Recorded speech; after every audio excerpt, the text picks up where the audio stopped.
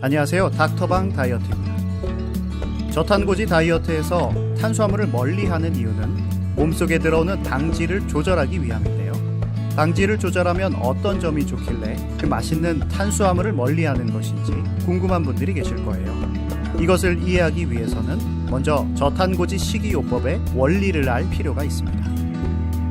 인체를 운영하는 데 꼭 필요한 3대 영양소는 탄수화물, 지방, 단백질입니다.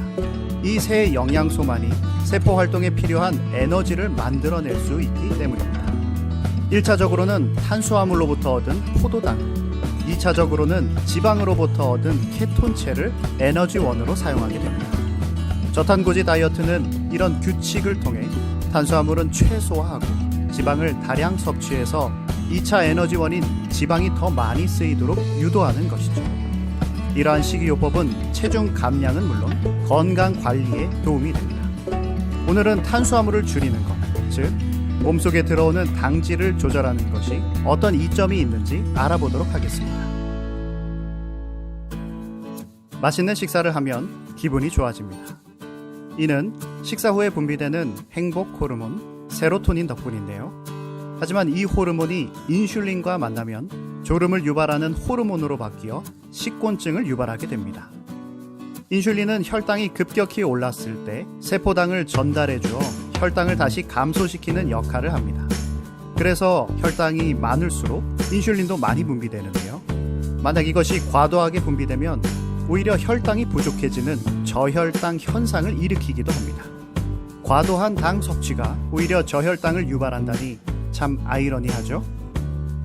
저혈당 상태가 되면 피곤함과 졸음이 몰려와 집중력이 떨어지고 정신이 몽롱해지는데요.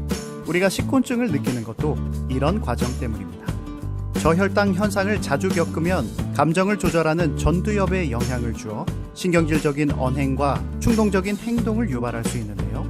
요즘 들어 이상하게 짜증이 많아지고 신경이 날카로워졌다면 혹시 당질 위주의 식습관 문제는 아닌지 되짚어 보시길 바랍니다. 하나둘씩 생기는 주름, 점점 떨어지는 재생률. 나이가 들수록 거울을 들여다보는 게 두렵다고 할 만큼 노화를 실감하는 때가 종종 있을 것입니다. 탄수화물 속 당질은 노화 현상에 불을 붙이는 불쏘시개와 같습니다. 혈당 상승, 인슐린 과다 분비, 저혈당. 이렇게 혈당이 오르내리다 보면 활성산소라는 물질이 생겨나는데요.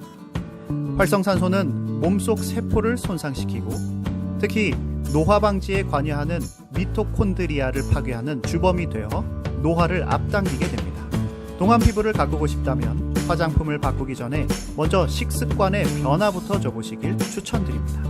마지막으로 당질 조절을 통해 예방할 수 있는 질환에 대해 설명해 드리겠습니다. 혈당 변화가 자주 일어나면 활성산소가 많이 생기기 때문에 우리 몸이 점점 산성화되어 가는데요.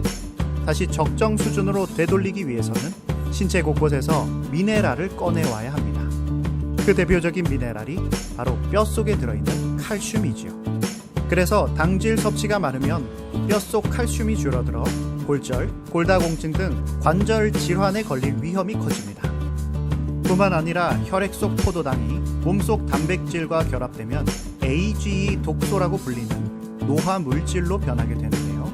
이것이 뇌에 쌓이게 되면 치매, 알츠하이머병을, 피부에 쌓이게 되면 피부 주름을 유발하게 됩니다. 따라서 노화를 늦추고 건강한 심신을 가꾸고 싶다면 포도당을 대체할 수 있는 지방산을 주요 에너지원으로 삼는 것이 해결책이 될 수 있습니다. 오늘 닥터방 다이어트에서는 당질 조절이 불러오는 긍정적인 효과 몇 가지를 소개해 드렸는데요. 건강한 몸을 가꾸는데 식습관이 얼마나 큰 부분을 차지하고 있는지 깨닫는 시간이 되었기를 바라며 다음에도 유익한 영상으로 찾아뵙겠습니다. 감사합니다.